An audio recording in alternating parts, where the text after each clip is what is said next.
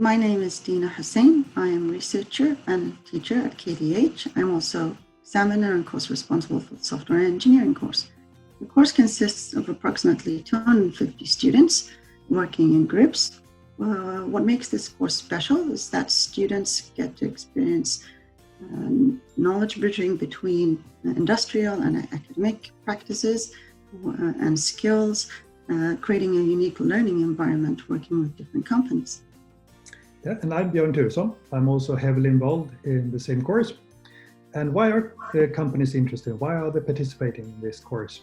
First and foremost, they want to get access to the knowledge, the immense knowledge of our students and their abilities to be very creative and their abilities to use new technologies and methods.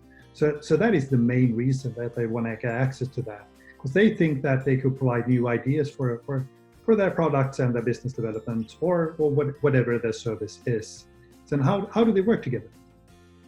Well, students work in an agile environment where they get, like Björn said, to work with real-life problems that are relevant to companies and get exposed to working with new technologies, new techniques that are relevant and up-to-date.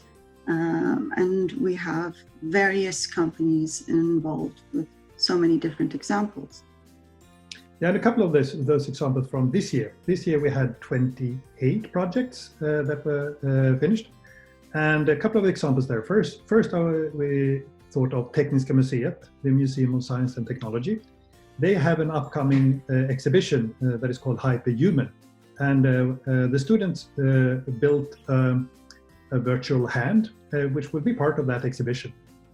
Another example is Saab. They proposed a project involving drones, and here the students explore the possibility of having drones to collect weather data. And the third example is Doctors Without Borders. There the students built a simulation environment for different type of disaster areas and how that can be taught and experienced and evaluated.